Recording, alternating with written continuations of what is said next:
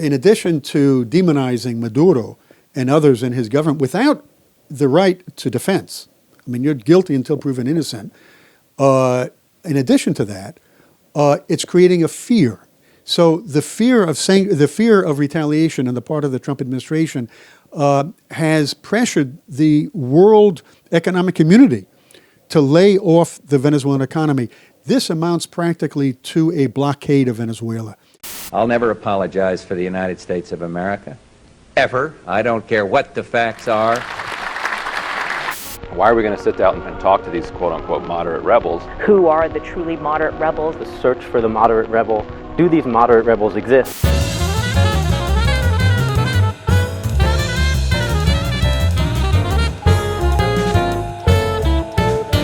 Moderate rebels. This is Moderate Rebels. I'm Ben Norton here with Max Blumenthal, and this is part 2 of our 2-part episode with Professor Steve Ellner.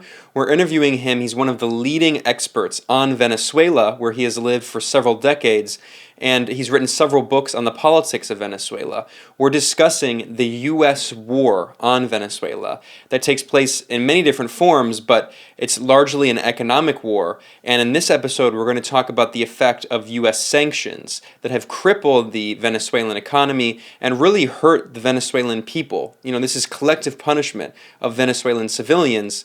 The U.S. government for years, but especially since the election of Donald Trump, has really been pushing for regime change. It, of course, was going on under George W. Bush, who in 2002 backed a military coup that briefly ousted the elected president, Hugo Chavez.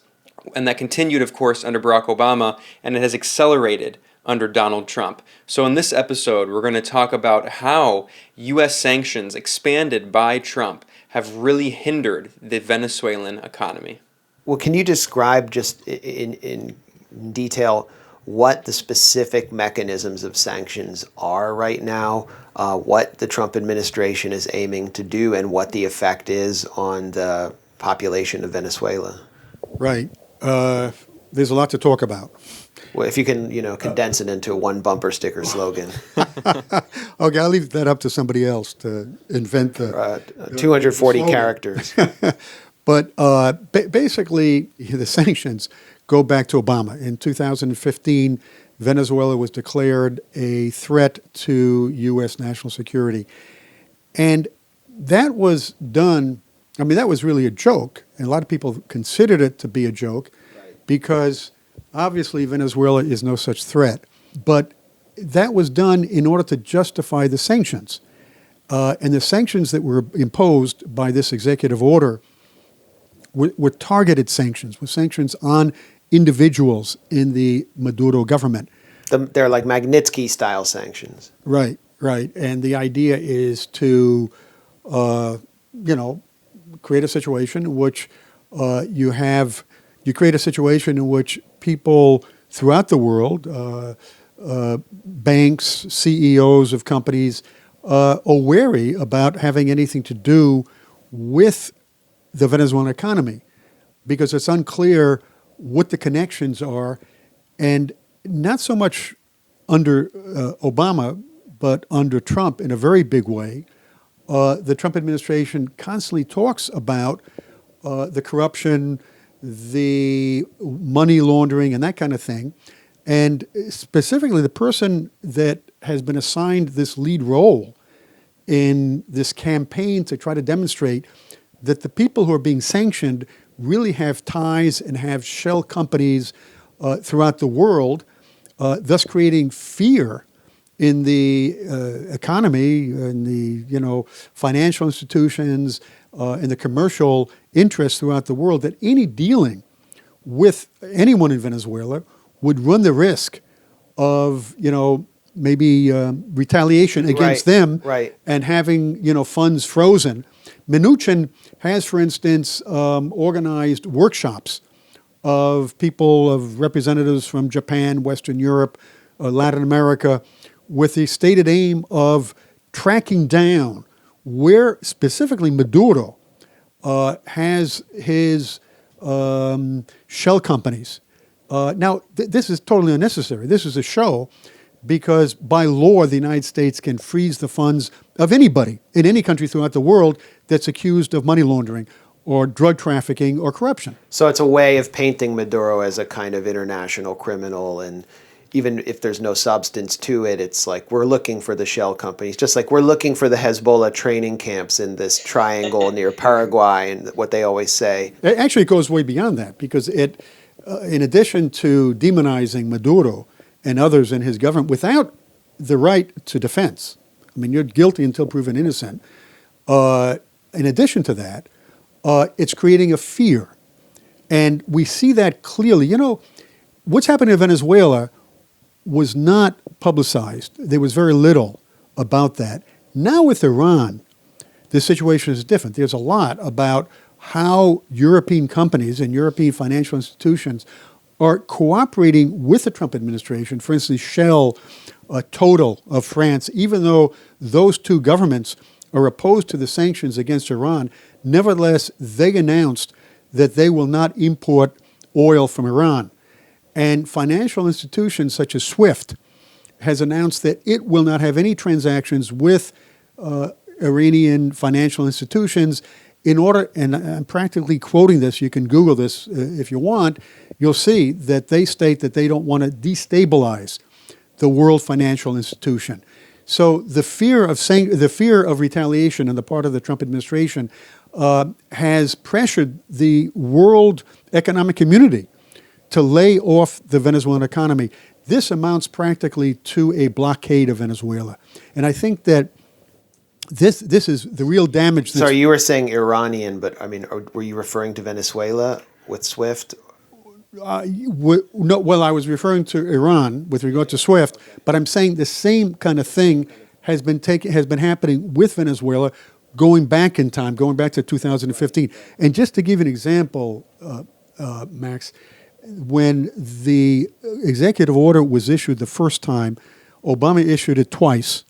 The first time it was issued in 2014 and took effect in 2015. Ford Motor Company pulled out of Venezuela. Right, and Kimberly Clark did as well. So obviously there's a cause and effect relationship here. And then you have Trump declaring, and I know Venezuela has in the past delivered cheap heating gas to Massachusetts and other places.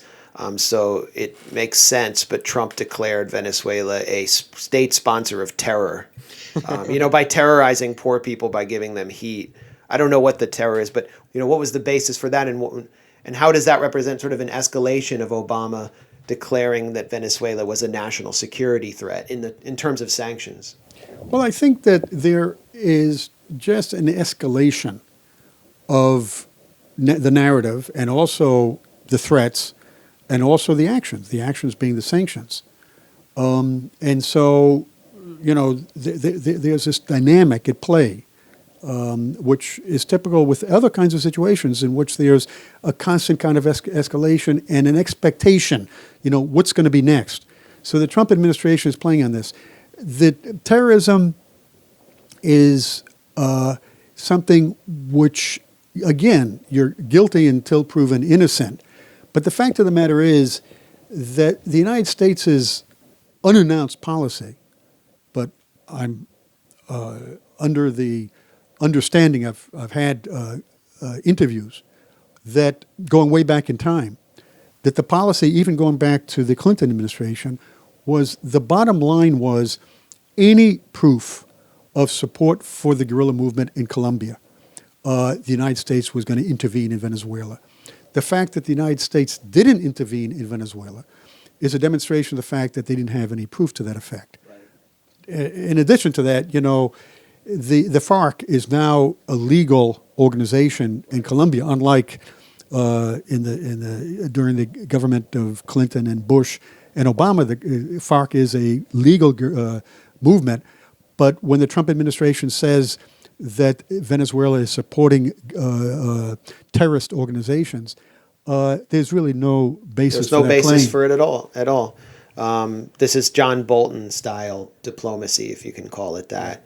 Well, yeah, he recently said Venezuela is part of the troika of tyranny, along with Nicaragua and Cuba, which says everything about what the Trump administration's priorities are. It's to crush the few remaining leftist governments of the region.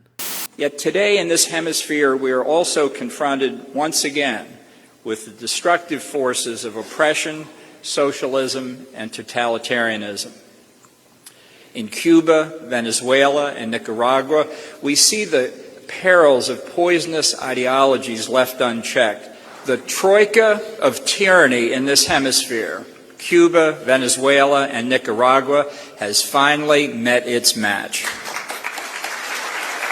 And I think it represents perhaps a departure from the strategy of the Obama administration, in that the Obama administration reestablished diplomatic relations with Cuba at the same time that it imposed the sanctions on Venezuela beginning in 2015.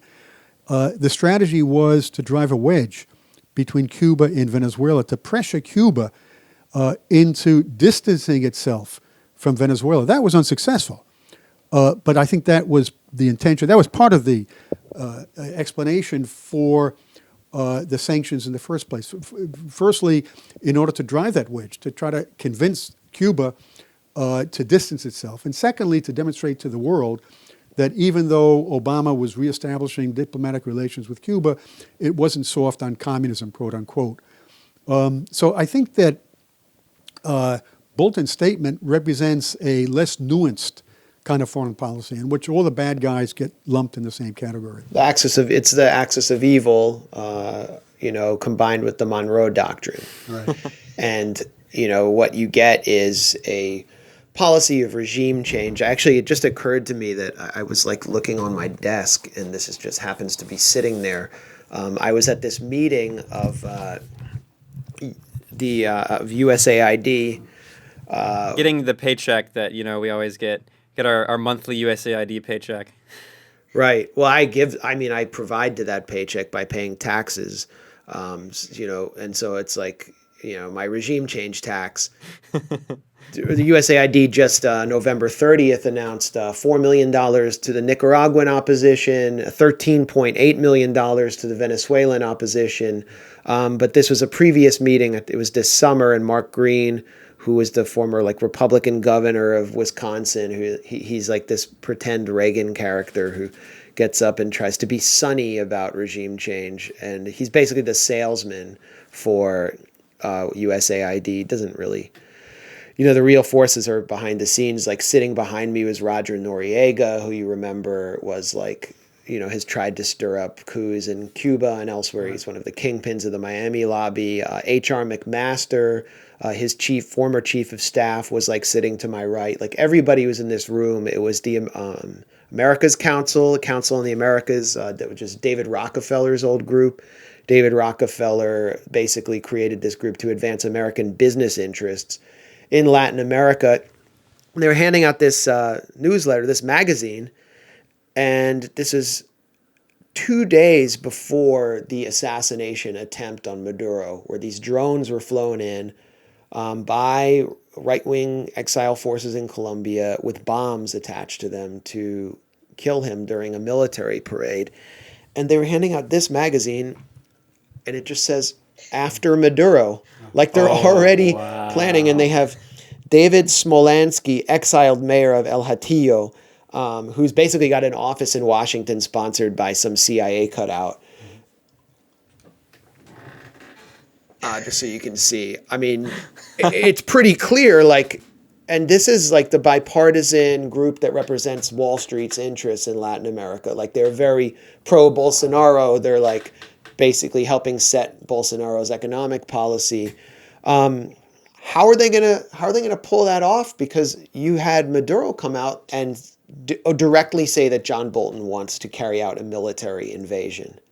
I think the model is the Guerimba kind of color revolution, Gene Sharp combined with some element of unconventional warfare. But, the U.S. hasn't armed the moderate rebels in Venezuela yet. Where do you see it going? Because it's clear, it's just very out in the open that they want to oust this government. Is it valid for Maduro, given everything that's out there rhetorically, to actually be concerned about a military invasion? If short of that, we've been talking about sanctions, but beyond sanctions, what is the U.S. up to? Okay, firstly, as of a few months ago, I had pretty much discarded the possibility of any kind of military intervention, especially because the South American countries issued that statement criticizing Almagro for seconding what Trump said with regard to the military option. But the situation has changed with the election of Bolsonaro, who during the campaign implied that Brazilian military intervention is on the table. And with the election of Ivan Duque in Colombia, I think we have to make a distinction between the rightists who are in power, such as in Argentina and Chile, and the ultra-right in the case of Colombia and Brazil and the United States. So that could possibly tip the balance, or that could pressure the other countries, the other rightist countries, to fall in place. So that I think that a military intervention cannot be discarded, not necessarily boots on the ground, but possibly, using the problem of immigration in order to have a military buildup on the border, both on the Brazilian side and the Colombian side. So any number of scenarios could play out. So that can't be discarded. Yeah, and in fact, we recently interviewed Aline Piva, the Venezuelan scholar, who pointed out that Bolsonaro's vice president, who's Hamilton Mourão, his first name is Hamilton, which I'm waiting for the liberal Americans who love Hamilton to rehabilitate him too. But but apparently Hamilton Mourão, Bolsonaro's vice president, this former general, had actually drafted plans for a potential invasion of Venezuela. Yeah, so I think that can't be discarded. But I think what I was also going to say in response to Max's question is that, Washington doesn't do anything spontaneously. There are many, many, many advisors and many consultation with the experts, including academic experts. And they, just like political scientists, talk in terms of most likely scenario, least likely scenario, and best and worst case scenarios. And it seems to me that just like in the case of the Middle East, where you basically had or have three possible scenarios.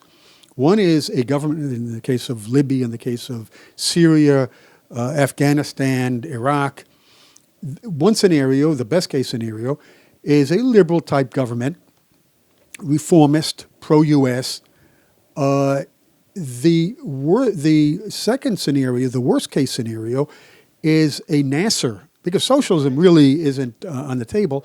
There's no important socialist movement in these countries, but there is a nationalist movement and sentiment throughout the region. And so that would be a worst case scenario for Washington. And the third scenario is chaos. And it seems to me we're seeing this, especially in Libya in a big way, but also in countries like Iraq and Afghanistan. With regard to Venezuela, it seems to me that third scenario can't be ruled out. In fact, that third scenario, it seems to me, would be the most likely scenario if Maduro were to fall. And I say that because the opposition is firstly not united. There is a radical hardline opposition that is dominant at this point, but is highly discredited. The opposition is discredited because it doesn't have a program, it doesn't have a platform, it's neoliberal. In fact, the entire opposition, almost without exception, even the moderates in terms of support for dialogue and support for participation in the electoral process is what we saw just a few days ago, in which several parties did participate, but they're, for the most part, neoliberal.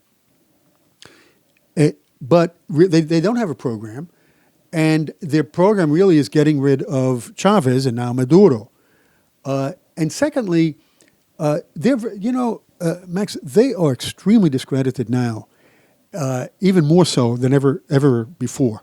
And I say that because they really blew it in 2017. When the Guarimba took place in mid-2017, and their narrative, they convinced a lot of young people to participate in those barricades and some of the violent protests. And their argument was, we can't do this legally. We can't trust the electoral system. The whole system is bankrupt. We need a violent kind of road to power.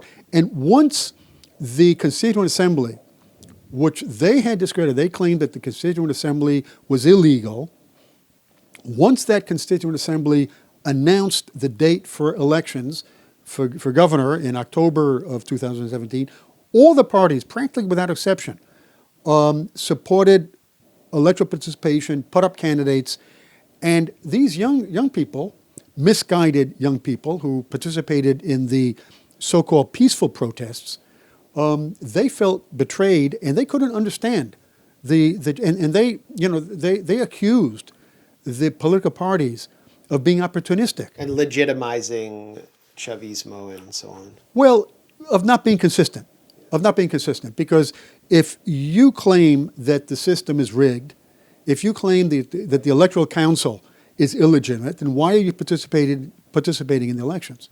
And so, I've heard from a lot of people on the ground who detest the Chavistas, who say they'll never vote for Maduro, say that they almost detest the opposition leaders as much as they detest Maduro. I mean, they'll say, I'll vote for the opposition, or maybe I won't vote at all. I'm never going to vote for the Chavistas. I mean, these are hardline opposition people, but they don't want to have anything to do with the opposition leaders. So it seems to me, Max, that if there was regime change in Venezuela, you'd have a vacuum. You'd have a chaotic situation. The Chavistas, are organized. You have the social movements. You have the militias, the communal militias. Right. So, I mean, it all depends on the scenario. I mean, if the opposition was elected to power legitimately, that would be one thing. But it seems to me that there'd be a big possibility that if you had a non-legal regime change in Venezuela, you'd have chaos ensuing. Well, this gets back to the comparison to Mexico. The idea that Mexico is this unified federal entity is also not entirely true. There are still parts of the region that are not entirely under the control of the central government. And you have these autodefensas, which basically govern communities in especially rural parts of Mexico. So I guess what you're saying is that if Maduro were to be toppled and it were to fall back into this state of kind of competing warlords, that there might be entire areas in Venezuela, which is a huge country, that are really under the control of like these kind of private militias and autodefensas. Well, I mean, there are all kinds of possibilities. Max was saying about the militias is just one aspect. I think more significant than that is the fact that the opposition is so discredited, and that the Chavistas, in addition to the militias that you mentioned, you have the social movements. And just like in April of 2002, the people came down from the hills, and you had repression those 2 days between the overthrow of Chavez and when Chavez came back 2 days later. The same thing will play out possibly, particularly because the opposition is so discredited. Yeah, so Steve, on that note, this is a good segue. I wanted to talk about the people who claim to be on the left, especially in the United States and Europe, who might have maybe supported Chavez or never supported Chavez and have since become basically opponents of Maduro. Earlier, you were talking about the importance of kind of critical support. Obviously, Maduro has made some mistakes. Even Chavez has. Obviously, there are important things to criticize about Venezuela, but there's a huge difference between critical support and opposition.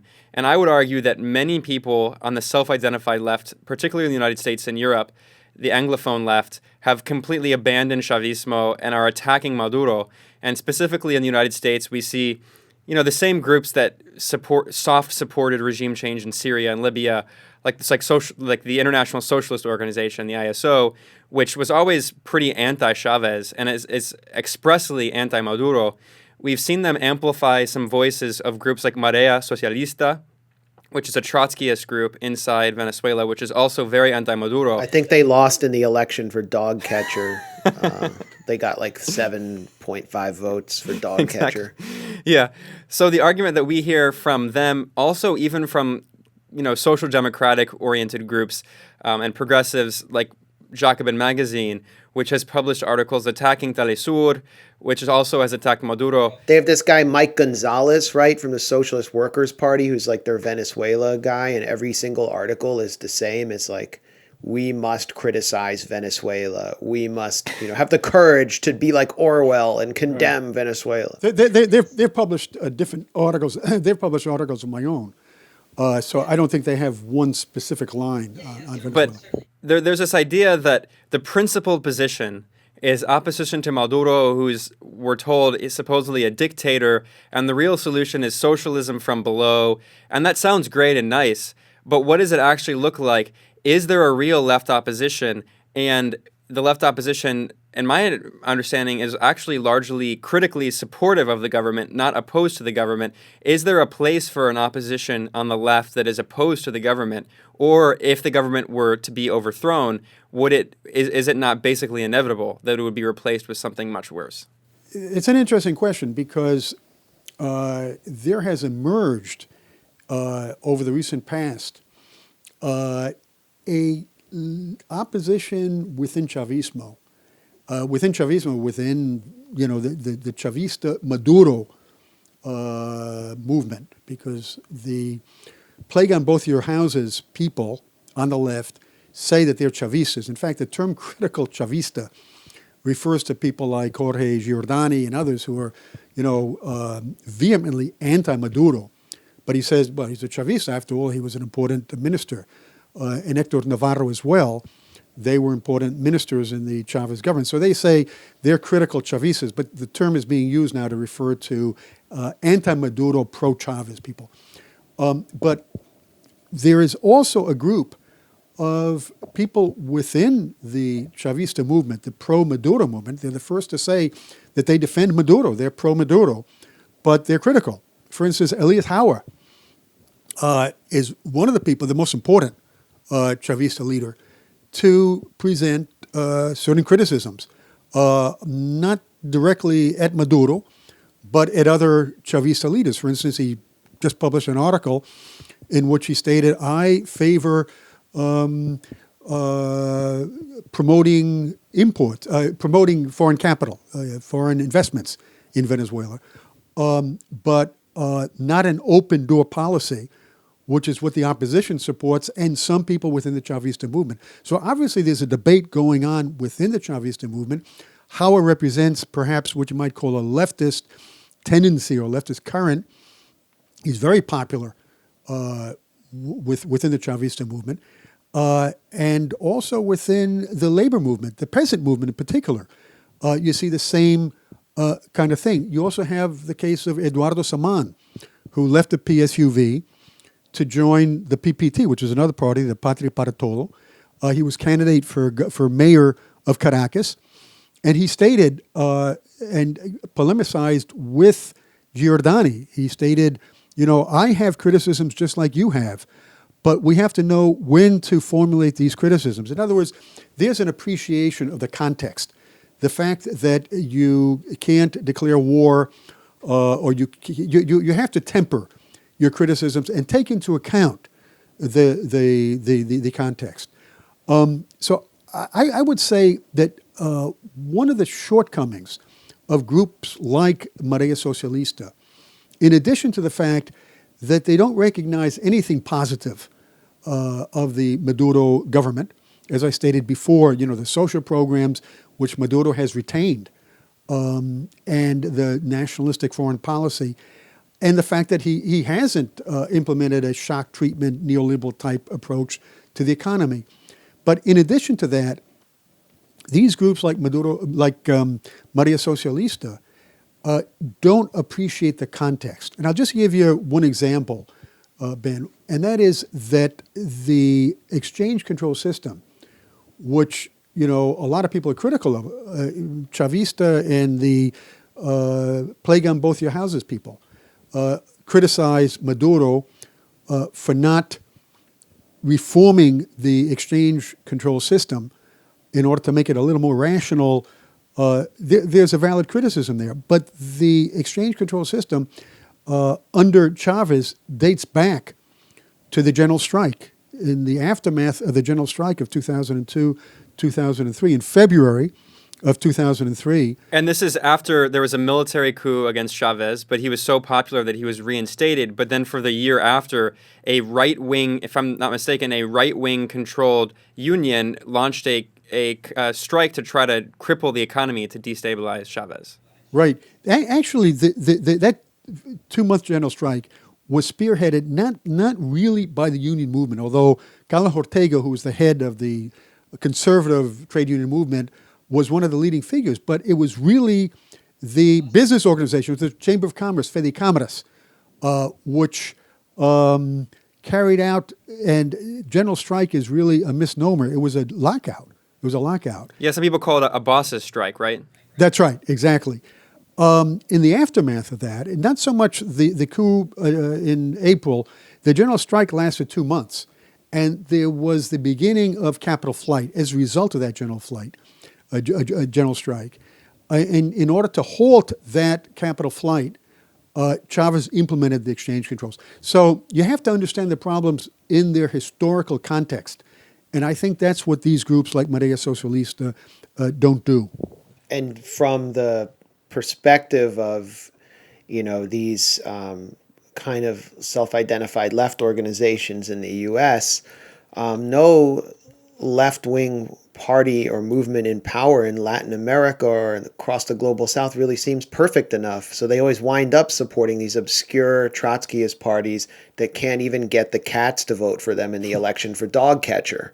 Right. And actually, Brazil Wire had a fascinating analysis of Jacobin's coverage of Brazil since 2014 and found that of 38 articles about the PT Workers' Party in Brazil, the party of Lula da Silva and now of Francisco Haddad, all of them were negative. All of them presented PT in a negative light until the Bolsonaro threat arose, and then Jacobin did an event with Haddad where they trumpeted the anti-poverty gains.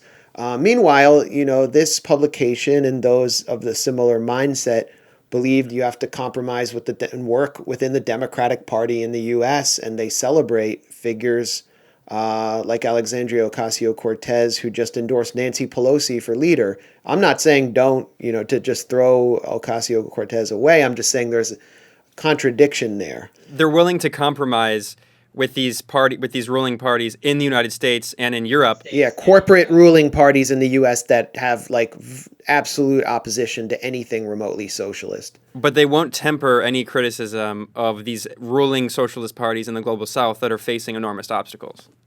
So I guess I just wanted to kind of make that point. I think we should start wrapping up, but there's another kind of issue I wanted to touch on, which is the more geopolitical situation.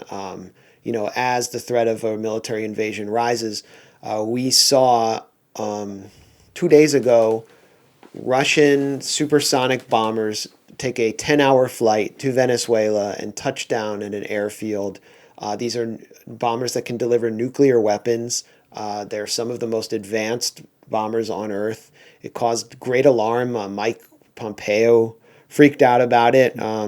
He's like, and CNN had a piece about how Russia's at America's doorstep now. They're going to invade us from Venezuela. No mention of us arming literal Nazis in Ukraine. We should actually show footage of that because the landing, because it's so epic. RT had a reporter there, and it's just such an epic shot. So let's go to the videotape.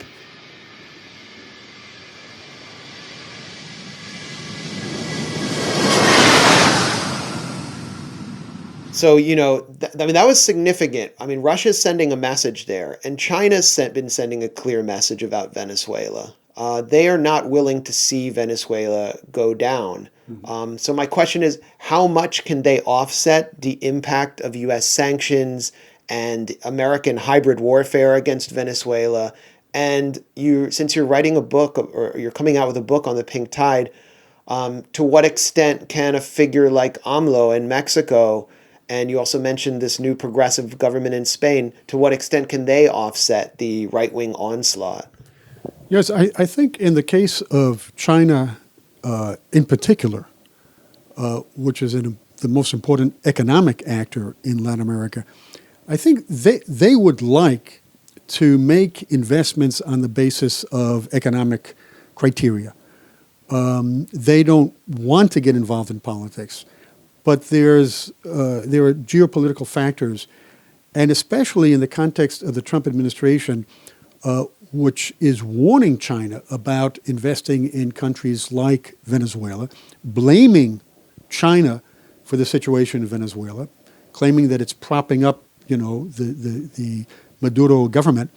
The Chinese take note at the fact that with the change from progressive pink tide governments to conservative or right-wing governments, there is more of a closer link with the United States, such as in the case of Macri in Venezuela, and now in the case of Bolsonaro. In Argentina. In Argentina, sorry. And in the case of Brazil, Bolsonaro, during the campaign, really attacked China, claiming that China was a predatory actor and that there was a threat of the Chinese taking over sectors of the Brazilian economy. So I think that China is forced into this situation because it's been so politicized by the Trump administration that it views countries like Venezuela as important for their economic and political interests throughout the region. And the situation with Russia, I think, is similar in that respect. There very well may be a consideration on the part of Russia that this is a warning to the United States. And when you have a situation in which the Trump administration has such aggressive rhetoric and has carried out sanctions against Iran, against Venezuela.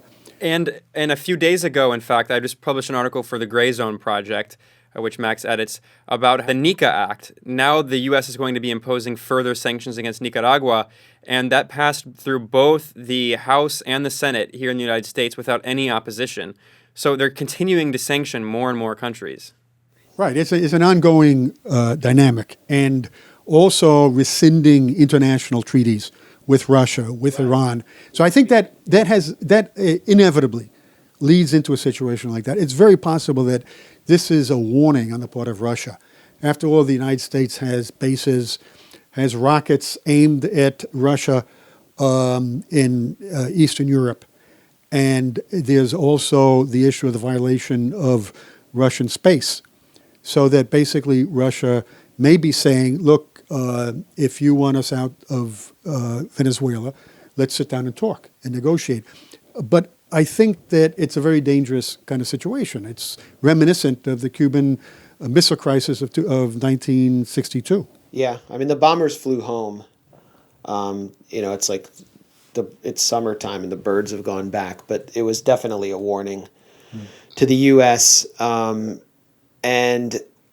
I mean, to what extent, though, is Maduro kind of structuring his economic policy, the introduction of the petro, and the political strategy? To what extent is support from China, which is the fastest growing economy, will eventually emerge as the largest economy, as the linchpin for getting out of this really long, dark tunnel? And in addition to that, we also saw that Chavez helped lead, along with when Brazil was under Lula and the PT, we saw that these left governments were helping to lead an initiative to break the U.S. hegemonic stranglehold on the international financial institutions through the BRICS system. And I'm wondering what you thought about the BRICS system. It's about to be RICS or TRICS with Turkey, and Brazil's not really, I don't know how much they're going to participate. Well, under Temer, The BRICS was shunted aside, and I think that's another thing that the Chinese took note of, because China's a member of BRICS. For context for listeners who don't know, this is Brazil, Russia, India, China, and South Africa. Yeah, so I think that it's evident that the conservative governments tend to be much more aligned economically and, of course, politically with the United States. Listen, with regard to your question, Max, I think that the Chinese role shouldn't be underestimated, but shouldn't be exaggerated either. The Chinese have something like during this period have invested something to the tune of $60 billion in Venezuela, much more than any other country in Latin America. So obviously China is important for the Venezuelan economy, but it's not a panacea. So I think that it's not the light out of the tunnel. It's not going to mean that the Chinese are going to prop up the Venezuelan economy. It's going to take a lot more than that. And we've seen Lenin Moreno essentially become the Trojan horse that his predecessor, Rafael Correa, warned he would be in Ecuador, and really kind of sell out the people's revolution there as oil prices plummeted. As Ben mentioned, Nicaragua is now under a new economic assault following a right-wing coup. This affects Cuba, and Venezuela's economy plummeting hurts Cuba. The Trump administration is denormalizing with Cuba. And then you have the rise of all these right-wing governments. What is the future for the pink tide? I mean, is there a future there, or are we entering an era of sort of right-wing hegemony? I think we're going to need another hour to discuss that question, but let me just be as brief as I can. It seems to me that the experts who talk about a pendulum that goes back and forth to the left and then to the right, implying that the pink tide really doesn't have any long-lasting effect. After all, the pendulum goes back and forth, and there's nothing permanent that comes out of that. I think that they are underestimating a number of things. One is that the pink tide can't be compared to other, swings in a leftist direction in which progressive and democratic governments came to power in previous waves, because the pink tide took in many more countries than the wave at the end of World War II with Guatemala and Argentina with Perón, Brazil with Vargas, etc. And it took in many more countries and lasted a much longer period of time. And in addition to that, there was a sense of solidarity, which you didn't have in these other waves, democratic and progressive waves in the past. So that's one point. And the second point is, regardless of what happens in Venezuela and even Bolivia, the fact of the matter is that the pink tide governments have presented certain proposals, and those proposals are becoming a point of reference in the debate, in the discussion. And that's not going to vanish regardless of the political destiny of Maduro and Morales and others. It's going to have a long-lasting effect. Just to give one example, the fact that the governments of Argentina, Bolivia, Venezuela, the state played such an important role. The state sector was expanded. In the case of Venezuela, more than any other country, but in the case of Bolivia as well. In the case of Kirchner with YPF, the oil company that the government gained control of under Cristina Kirchner. In Argentina. In the case of Argentina, right. And in the case of ISEA, the ISEA group in Ecuador, consisting of almost 200 companies that the government took over, companies that were, ISEA, the group was accused of corruption.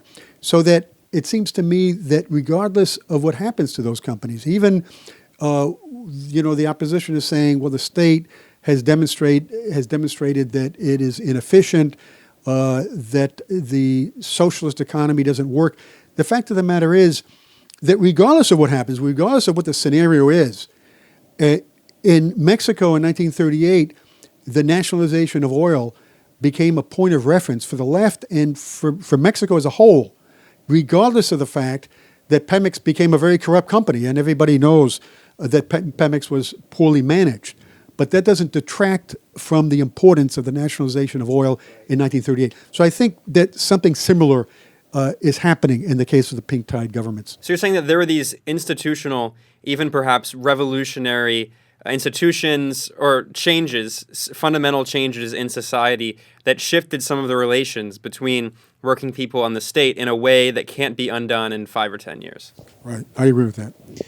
Well, that's sort of, I think, an encouraging note to close on, unless, Ben, you want to ask anything else. No, absolutely. Steve, tell the audience where we can find more of your work and where we can see your upcoming book.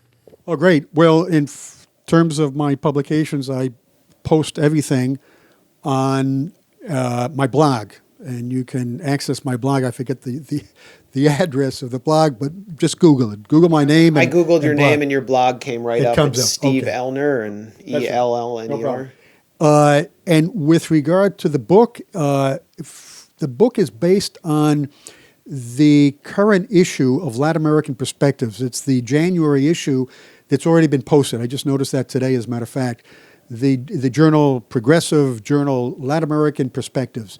It's the issue on the pink tide in Latin America, and that's coming out in book form.